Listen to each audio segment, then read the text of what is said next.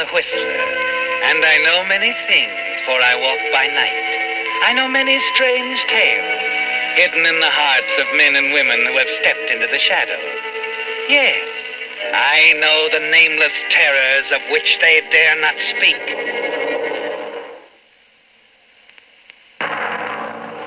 And now, the Whistler's strange story, Lonely Highway.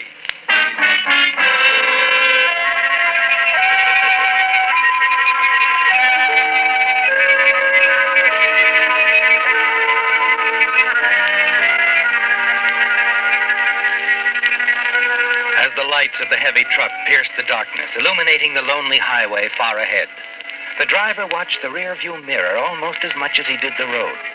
The car, far back, was now gaining and honking its horn strangely. And as the car drew alongside, there was sudden recognition. The truck slowed down and ground slowly to a halt at the crest of a hill. The truck driver climbed down, and a tall man, Ted Mallory, stepped from the car that had been following. You are tall, aren't you, Ted? Tall, easy to look at, and ruthless. You walk forward to meet your partner, because this entire matter has to be handled quickly, doesn't it, Ted? Glad I caught up with you, Harry. What's up, Ted? I had to talk to you, Harry. Well, what, did it keep till tomorrow? I didn't know what to think until I recognized the car. No, it won't keep, Harry. Too important. Something on the holdups we've been having? Well, not exactly. Frankly, I thought that was just what was happening. I guess you know that's why I took this run out myself tonight. Sure, Harry, I know all about it. Well, it's got to stop, Ted. We're losing drivers. We'll lose our insurance next. I know, Harry. That's why I want to sell. Now, look, we've been all through that. If you chase me out here tonight, No, the arguing's over.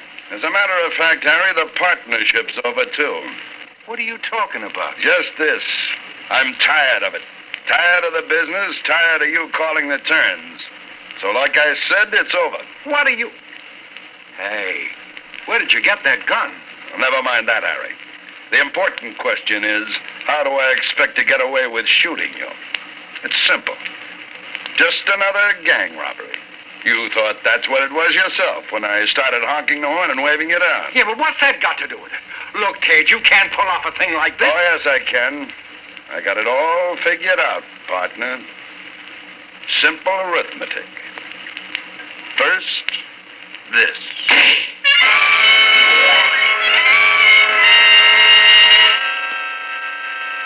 That was your first move, wasn't it, Ted? And it's over. Now your second move. You lift your partner's body back into the truck cab, release the air brakes, and leap clear as the huge vehicle begins to roll forward and start down the hill. You watch, almost fascinated, the truck's running lights clearly visible as she rushes headlong toward a curve below. And then you gasp in surprise as she rounds that curve perfectly. You run to the crest of the hill and look down. The truck is making every curve perfectly, with your murdered partner at the wheel.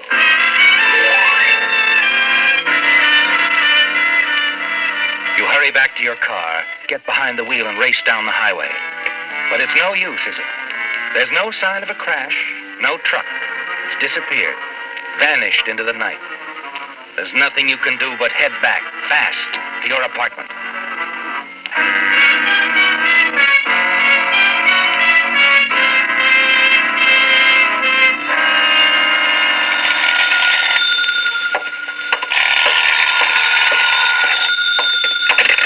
Hello? Ted? Oh, Ted. Hello? Hello? Who is this? Ted, I'm sorry. It's Helen. Helen Murdoch. Helen? What's the matter? It's Harry. The police just notified me. Well, now, please, Helen, pull yourself together. What happened? They found his body a few hours ago by the side of the highway. He's dead. By the side of the highway? You mean he went off the road or something? Crashed his truck? No, Ted, there was no sign of the truck. They just found Harry. I'll be right over, Helen. I'll be there in 10 minutes. Your careful plan went wrong, didn't it, Ted? The truck at the side of the road, the shooting of your partner, then watching the heavy vehicle start down the curving highway and take every turn as though perfectly driven and controlled. Next morning, you'll hear the newsboys shouting the story of another hijacking, the disappearance of the truck owned by your freight lines. Your mind whirls as you wonder what could have happened. If it was the work of a gang with a member hiding in the back of the truck. If so, there was a witness to what you did, wasn't there, Ted? Someone who saw you kill Harry Murdoch. Late that afternoon, you receive a police report. The truck has been found, parked near the Hilltop Cafe on Highway 101. You take a driver with you, hurry to the spot. Find a highway patrolman waiting there for you. Good afternoon, officer. I'm Ted Mallory. Well, there it is, Mr. Mallory. There's your truck. Well, the cargo, I don't suppose... Clean. They took everything. Everything. Everything. Including my partner's life. I don't think they planned to do it, Mr. Mallory. What makes you think that? Well, up to last night, they'd steered clear of murder. Usually knocked the driver out, tied him up, and left him in a truck. I see. Last night, someone in the gang had a nervous trigger finger. Murderous rat. We'll get him, Mr. Mallory. Don't you worry about that. I know, officer, I know. It'll be easy, though. After what happened, the killing, the gang will probably lay low for a time, may even break up or move on somewhere else. You think they'll move on? My guess is they'll move on. But as I said, Mr. Mallory, we'll find the man who killed your partner. You can count on it. We'll get him.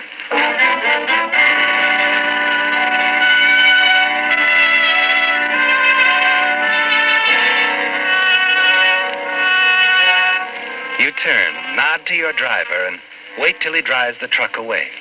Then, with the police officer, you walk back to the cafe. A few moments later, he too drives off. Inside, you sit at the counter having a cup of coffee, thinking over what the officer said. And then a man sits down next to you. Very unfortunate, Mr. Mallory, about your partner's death. Yes. Thanks. It was unfortunate. Work of a gang, they say. That's right. Only we know different, don't we? What did you say? Don't get excited. Better put your cup down, Mr. Mallory. You're spilling your coffee. Much too good to waste. What are you driving at? Just this, friend. I was in the back of that truck. Oh, sure. It was the work of a gang, all right. The hijacking part. Nice haul. Only What? I just get a small share, you know, and it's a risky business. So? So now I'm in a new business. Legitimate. How do you figure? You worked it out for me, Mr. Mallory. Simple arithmetic. 1, you kill your partner. 2, I see you do it. 3, you were going to take over the lines yourself. Buy off Harry's widow for a song. And 4? 4, I'm going to let you do it. Only one little bit of addition there. You count me in, too. A silent partner in exchange for silence. Well, I guess I really haven't much of a choice, have I, Mr. Phillips. Lenny Phillips. Okay, Phillips. I'll talk to Harry's widow tomorrow. Make a deal. I thought you'd see it my way.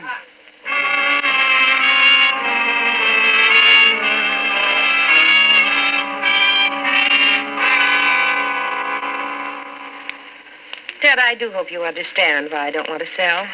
It all came so suddenly. I want time to think. Well, whatever you say, Helen, I must admit it surprises me a little. I'll be at help, too. Really, I will. By the way Harry used to talk, you men have needed someone like me around that freight office to take charge of the accounts. Never mind, Helen. I said I understood, didn't I? We'll find something for you to do.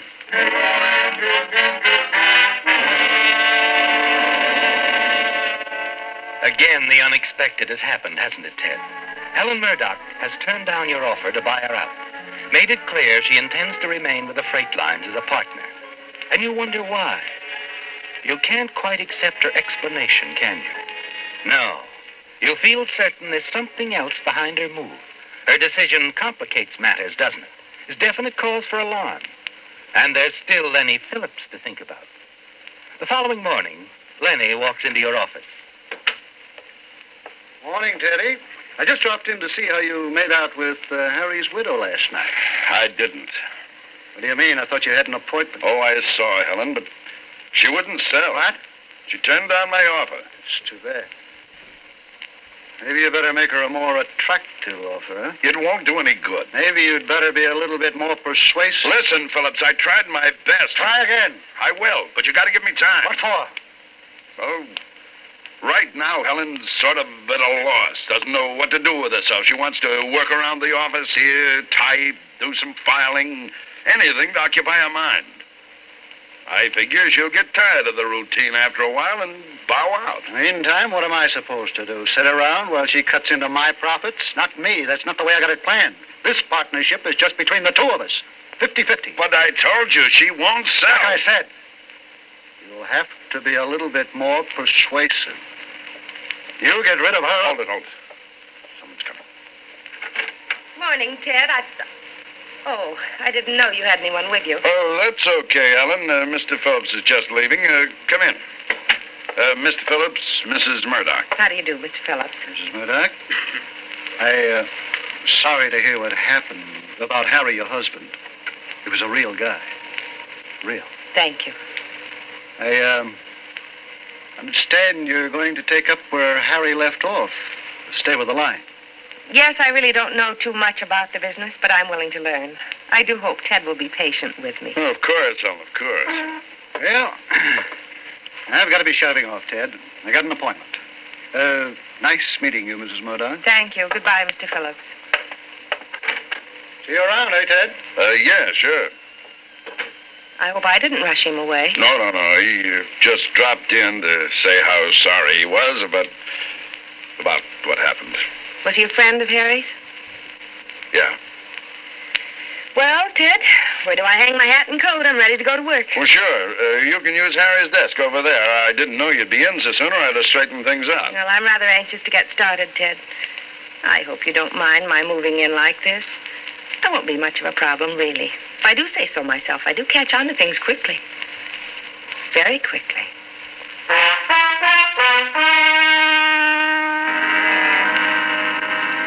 You spend the greater part of the morning going over the office routine with Helen. And as a week goes by, you notice she seems to become more and more interested in the work. You begin to wonder if perhaps you haven't been wrong about her and the pressure on you lessens. But there's still Lenny Phillips to deal with, isn't there, Ted? Yes. Day after day, he telephones you, becomes more insistent that you get rid of Helen, buy her out. And you plead for more time. And then Lenny's calls suddenly cease. 2 weeks pass, and you wonder why you don't hear from him. Then one afternoon. Shall I get that, Ted? Thanks, Ellen. I'll get it. Hello? Hello, Teddy boy. I want to talk with you in private right away. I got news for you, and you won't like it. Oh? There's a bar not far from your office, Frank's place. I know, but look, It can't wait, partner. Come on over. Now. Helen, Yes? I've got to go out of the office for a while. If I don't get back by 5:30... I'll close up. Okay. Oh, and about dinner tonight. All right if I stop by to pick you up around 7? Well, that'll be fine, Ted. 7 o'clock. Good. That'll give me time to see the party you just phoned.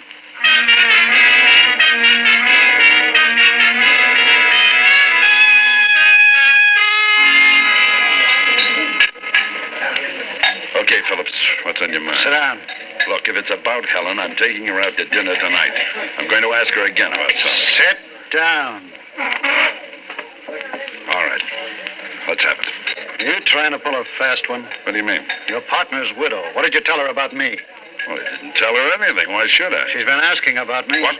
Yeah, in that little coffee shop across from your office. Guy runs it as a pal of mine. He told me. What? Why would she do that? I thought maybe you might know. No, I don't know. She must have had some reason for asking. Yeah, Wait a minute. The day you met her in the office, she asked me if you were a friend of Harry's, and I said you were. Maybe she asked about you at the coffee shop just out of curiosity. Maybe. But I don't like curious women. And you better see to it that this one doesn't get too curious.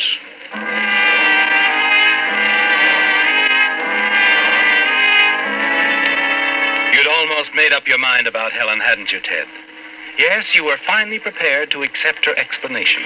The reason she gave you for continuing as an active partner in the freight line. It was something for her to do to occupy her time, something to help her over the shock of Harry's sudden death. But now she's inquiring about Lenny Phillips. And you don't like that, do you? No. And you've got to do something.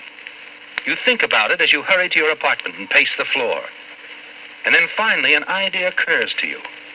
It's a way out, isn't it, Ted? And you decide to move fast.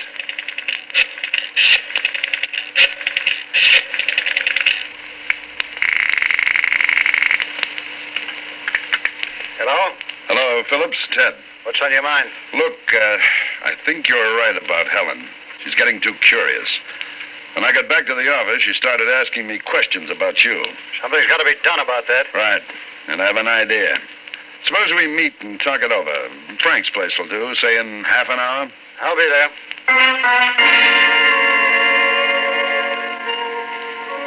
You've thought it all out very carefully, haven't you, Ted? Yes. But it isn't Helen that worries you, is it? Lenny presents a more serious threat, doesn't it? If Lenny Phillips were out of the way, no one could prove anything against you. 10 minutes later, you stand in the shadows across the street from his apartment building. When he comes out, you follow him around back to a small garage. As he opens the door, you move in quickly behind him and bring the gun butt down hard.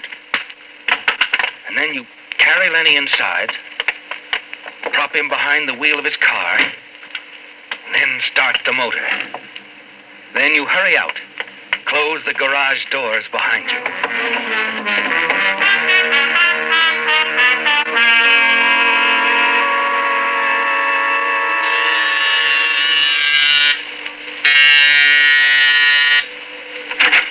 Oh, hello, Ted. Come in. I'm sorry if I'm a little late. It's quite all right. Oh, I fixed some drinks. Fine. Just thought it'd be nice if we had our cocktails here. Besides, I wanted to talk to you, Ted. Good. I hope it's... Sit down, please. Oh, sure. Oh, what's on your mind, Helen?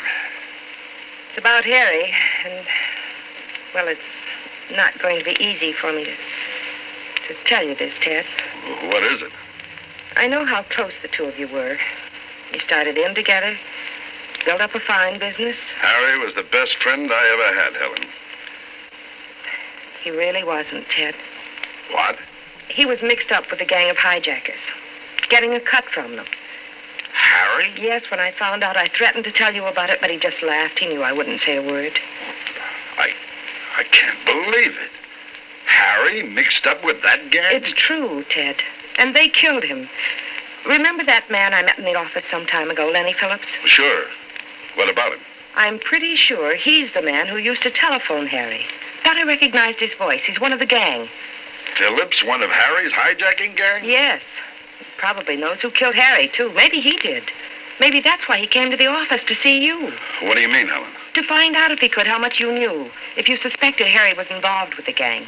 You mean he was afraid Harry might have told me something about them? Yes. Have you seen him since? Why, no, I haven't. Ted, I think this is a matter we should take to the police. Don't you? I think you're right. I think you should tell them what you know and what you suspect. We've got to do all we can to find Harry's murderer. I'm glad you feel this way about it, Ted. We'll talk to the police in the morning. In the morning. All right, now, you said something about drinks. Of course. All right, we'll drink a toast, Helen. To us. To the continued success of our freight line.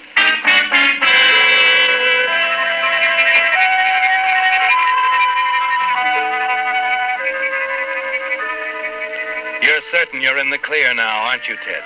Helen Murdoch doesn't suspect you of being involved in her husband's murder.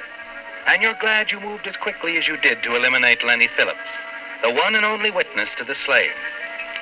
In the morning, Helen will tell the police what she knows about Phillips, and they'll find him. But too late. Yes, even now, as you dine with Helen in a famous downtown restaurant, you're certain your troubles are over. Shortly after 11, you return Helen to her apartment, and she invites you in for a final nightcap. A few moments later. Well, I wonder who that could be. Rather late to be calling. I'll get it, Helen. Yes? This is Mrs. Murdoch's apartment, isn't it? That's right. I'm Lieutenant Emerson, homicide. May I see her? Of course. Come in. Thanks. I'm Mrs. Murdoch, Lieutenant. What is it? You know a man named Phillips? Lenny Phillips, Mrs. Murdoch? Why, yes. Someone tried to kill him tonight. Fortunately, the attempt was unsuccessful. Phillips is at the emergency hospital now, but is in no shape to talk, at least for the moment. That's why I'm here to ask a few questions. Someone tried to kill Phillips. Do you have any idea who? We know who, thanks to the private detective you hired a few days ago. Private detective? You hired a private detective, Helen? Yes, to follow Phillips. I'm sure he was a member of that hijacking gang that killed Harry. I wanted to find out everything we could about him before they got to you. Your private eye found out plenty tonight. He gave us a complete description of the would-be killer and the number of the license plates on his car. According to the Motor Vehicle Bureau, the car is owned by a man named Ted Mallory, your late husband's partner. Now your partner, Mrs. Murdoch.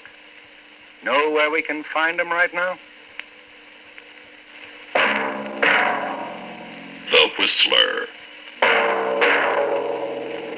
Listen next week when once again the United States Air Forces in Europe present The Whistler.